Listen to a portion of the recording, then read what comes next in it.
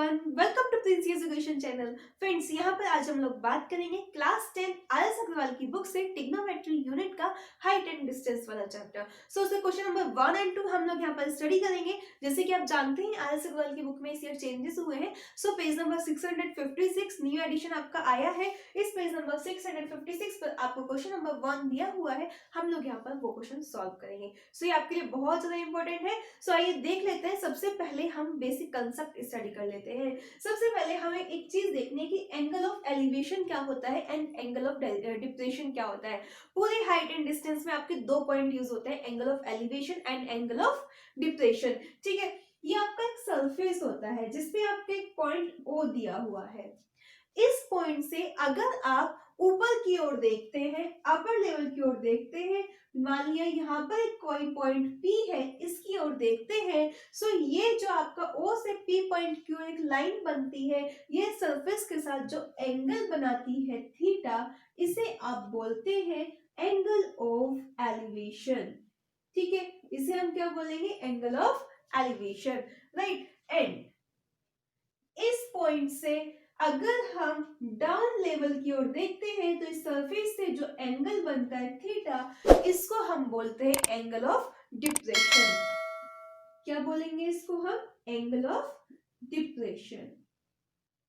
ठीक है, मान लिया यहाँ पे कोई पॉइंट Q था, हम इसकी ओर देख रहे थे इस पॉइंट से, देन ये जो एंगल बनाता है सरफेस से, उसे क्या कहते हैं? Angle of depression, right. ये जो आपकी लाइन होती है दो ऑब्जेक्ट के बीच में, जहां से हम देख रहे हैं किसी ऑब्जेक्ट को, इसे हम बोलते हैं लाइन ऑफ साइट। क्या बोलते हैं? Line of site. सो ये तीन चीजें आपको अच्छे से ध्यान रखनी है। एंगल ऑफ एलिवेशन क्या होता है, एंगल ऑफ डिप्रेशन क्या होता है, एंड लाइन ऑफ साइट क्या होता है। ये कंसेप्ट क्लियर है। नाउ क्वेश्चन नंबर 1 सॉल्व कर लेते हैं। क्वेश्चन नंबर 1 में आपको एक टावर दिया हुआ है, राइट। क्वेश्चन नंबर आपको 1 में बताया है अ tower stands vertically on the ground. आपका एक टावर है जो वर्टिकली किसी एक ग्राउंड पर स्टैंड करता है, राइट। हमने मान लिया एक AB टावर है जो एक वर्टिकली स्टैंड करता है। वर्टिकली मींस सीधा। From a point on the ground which is 20 metre away from the foot of the tower, means इसने कहा किसी एक पॉइंट पर, ग्राउंड जो है इसके किसी एक पॉइंट पर, ये जो आपका टावर का फुट है ये कितनी मीटर के डिस्टेंस पे है? 20 मीटर के डिस्टेंस पे है। दैट मींस ये जो आपका टावर का फुट है ये किसी पॉइंट पर से कितने मीटर के डिस्टेंस पर है? 20 मीटर, राइट। क्लियर है ये पॉइंट आपको? टावर का जो फुट होता है, ये फुट है, ये टॉप है, ये ग्राउंड के किसी पॉइंट से, ये आपके ग्राउंड पे एक हमने पॉइंट मान लिया खुद से, इससे 20 मीटर अवे है। मान लो कि ये पॉइंट आपका O है, राइट। नाउ आगे, the angle of elevation of its top is found to be 60 degree. So उसने कहा कि जो एंगल ऑफ एलिवेशन है वो टॉप का, ये जो टॉप है इसका एंगल ऑफ एलिवेशन कितना बताया? 60 डिग्री। एंगल ऑफ एलिवेशन हम कहां से देखते हैं? किसी एक पॉइंट से। हम टावर के फुट से नहीं देखेंगे, टॉप का देखना है हमें एंगल ऑफ एलिवेशन। तो किसी एक पॉइंट से, इस पॉइंट से इसने कहा कि जो एंगल ऑफ एलिवेशन है वो कितना है? 60 डिग्री, राइट। ये क्लियर है आपको इतना? Now find the height of the tower. So ये जो हाइट है ये आपको कैलकुलेट करनी है। दैट मींस आपको क्या मालूम है? आपको ये बेस वैल्यू मालूम है, OB distance you know very well, OB equals to 20 meter, angle AOB equals to 60 degree, right। and ये एंगल कैसा है आपका? 90 डिग्री का है। ठीक है, क्योंकि आपका वर्टिकली टावर है ग्राउंड से तो हमेशा 90 डिग्री का एंगल बनाता है, एंड आपका जो ट्रिग्नोमेट्री होता है हमेशा 90 डिग्री एंगल पे वर्क करता है। दैट मींस एंगल ABO आपका कितने डिग्री का है? 90 डिग्री का है। क्लियर? नाउ आपको हाइट बतानी है, कैसे कैलकुलेट करेंगे? गाइस आपने मान लिया कि AB इक्वल्स टू H है, ठीक है। सो हम ए बी की वैल्यू कैसे कैलकुलेट करें? ऐसा कोई टी रेशियोज का फॉर्मूला जिसमें आपका ये इसके सामने की साइड ये क्या होती है आपकी, किसी एंगल के लिए जब हम लेते हैं ये आपकी क्या कहलाती है, परपेंडिकुलर कहलाती है। इस एंगल के लिए जो ये एडजेसेंट साइड होती है ये आपकी बेस कहलाती है, एंड 90 डिग्री के अपोजिट वाली साइड हमेशा हाइपोटेन्यूज कहलाती है, राइट। तो इसे हम एच से रिप्रेजेंट करते हैं, ये आपको मालूम है। दैट मीन्स आपको ऐसा टी रेशियो देखना है जिसमें परपेंडिकुलर अपॉन बेस आता हो, ठीक है। सो आपको वो मंथ याद है जो कि मैंने आपको बताया था, ध्यान रखना स्टूडेंट्स, वो आपको अच्छे से याद होना चाहिए। अगर आपको याद नहीं है तो नीचे मैंने डिस्क्रिप्शन बॉक्स में आपको 2 लिंक दिए हुए हैं, जिसमें एक तो आपको फॉर्मूला लर्निंग की ट्रिक बताई है, एंड सेकंड में आपको इंपॉर्टेंट फॉर्मूलेस बताए हैं पूरी ट्रिग्नोमेट्री के। सो आप देख लीजिएगा, आपके लिए बहुत ज्यादा हेल्पफुल है। अगर आपने वो नहीं देखा तो पूरी ट्रिग्नोमेट्री आप नहीं कर सकते, सो उन्हें आप जरूर देख लीजिएगा, ठीक है। सो आपको मंथ याद है, पंडित बद्री प्रसाद हर हर बोले सोना चांदी तोले। यहाँ पर सोने से मतलब sine, C for cos and T for tan theta होता है, P for perpendicular, B for base, H for height. ना हमने बोला कि परपेंडिकुलर और बेस के बीच में ऐसा कोई रिलेशन हो जिसे हम क्या कैलकुलेट कर सके, एच की वैल्यू कैलकुलेट कर सके। सो हम देख रहे हैं टेन थीटा, अगर हम यहाँ पर देखते हैं तो टेन थीटा किसके इक्वल होता है, टेन थीटा इक्वल होता है परपेंडिकुलर अपॉन बेस के।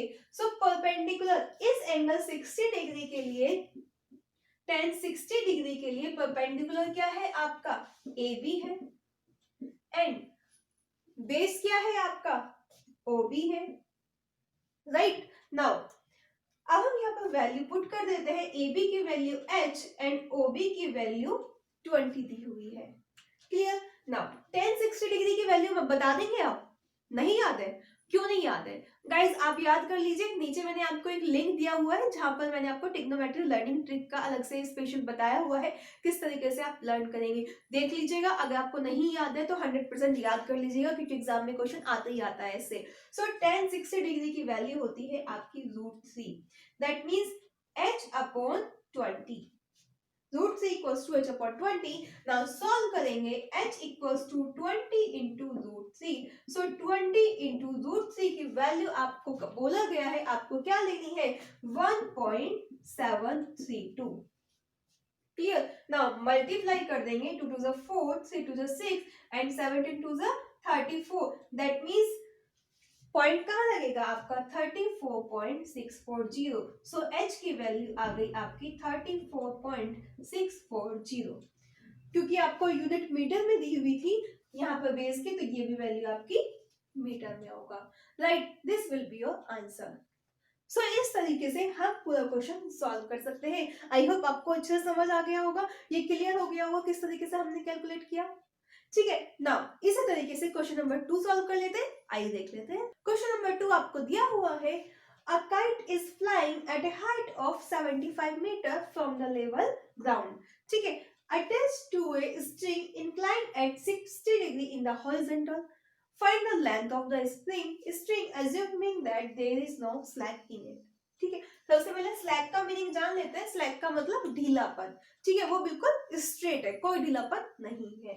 सो गाइस हम लोगों को क्या दिया हुआ है कि एक काइट है जो कि हवा में फ्लाई कर रही है, ग्राउंड से कितने लेवल पर, 75 मीटर पर। सो मान लिया OX बी द ग्राउंड, हम यहाँ पर OX ग्राउंड मान लेते हैं। Let suppose OX is the ground, let OX is the ground, ठीक है। A B the point of kite, A क्या है, पॉइंट है जहां पर काइट है, ए इज द पॉइंट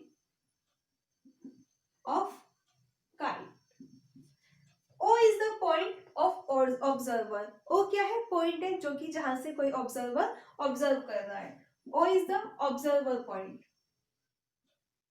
ठीक है, O is the point of observer. Now हम लोग ए से परपेंडिकुलर लाइन इस OX ग्राउंड पर ड्रॉ वो करते हैं, परपेंडिकुलर लाइन ड्रॉ कर लेते हैं, that is AB। Let suppose AP perpendicular OX, ठीक है, हम AB परपेंडिकुलर लाइन ले लेते हैं OX पे, एंड इसको A पॉइंट से OA को मिला लेते हैं, एंड OA क्या है आपका, OA is the length of string.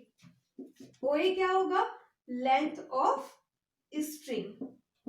ध्यान रखना, उसने बोला है कि इसमें कोई भी स्लैक नहीं है, कोई ढीलापन नहीं है, बिल्कुल स्ट्रेट है। ये आपको कैलकुलेट करनी है। लेट सपोज x है, क्योंकि हमें जो वैल्यू है हाइट किस में दी है? मीटर में दी है। सो हम इसे भी क्या लिखेंगे? मीटर में लिखेंगे। सो आपको काइट बताया हुआ है कि ग्राउंड से कितनी हाइट पर है? 75 मीटर की हाइट पर है, राइट। एंड आपको एंगल बता दिया गया है, कितने डिग्री का है ये? 60 डिग्री का है। जो यहाँ से ऑब्जर्वर से काइट के बीच का जो एंगल बन रहा है ये कितने डिग्री का है? 60 डिग्री का है ना। आप बता सकते हो जब नीचे आप ऑब्जर्वर देख रहा है इसको, तो ये क्या कहलाएगा? एंगल ऑफ एलिवेशन कहलाएगा, राइट ना। आपको क्या कैलकुलेट करना है? आपको लेंथ मालूम करनी है स्ट्रिंग की, ठीक है। सो अगेन हमें कोई एक ऐसा फॉर्मूला बताना है कि इस एंगल के सामने की वैल्यू, ये आपको मालूम है परपेंडिकुलर है, ये बेस है, ये हाइपोटेन्यूज है, जिसमें आपका परपेंडिकुलर और हाइपोटेन्यूज आपकी टर्म यूज होती है। दैट मींस पंडित बद्री प्रसाद हर हर बोले सोना चांदी तोले। सो परपेंडिकुलर और हाइपोटेन्यूज किस में आता है? साइन वाले उसमें आता है, रेशो में। सो हम यहाँ पर साइन थीटा अप्लाई कर सकते हैं। सो इन ट्रायंगल AOX आपको मालूम है कि AB अपॉन OA किसके इक्वल दिया है? साइन 60 डिग्री के। साइन 60 डिग्री किसके इक्वल होता है? क्योंकि perpendicular upon hypotenuse. So perpendicular आपकी AB है एंड हाइपोटेन्यूज क्या है? आपकी OA है, राइट। सो साइन 60 डिग्री हमारा किसके इक्वल हो जाएगा? AB की वैल्यू कितनी दी है आपको? 75 दी है एंड OA की वैल्यू कितनी दी है आपको?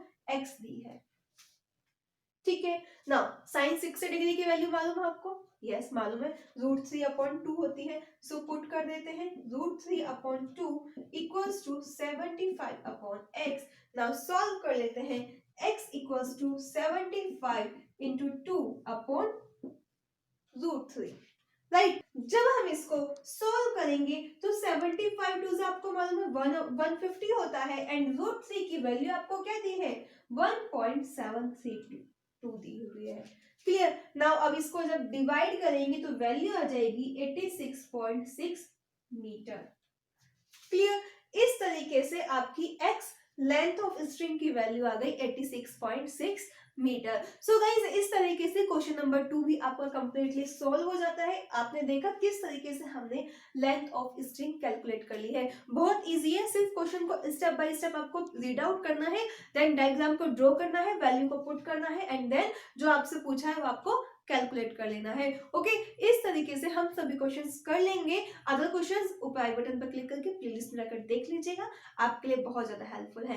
ओके गाइस, आई होप आपको अच्छे समझ आ गया है। अगर समझ आ गया तो लाइक शेयर एंड कमेंट करना ना भूलें। Okay, bye bye, take care.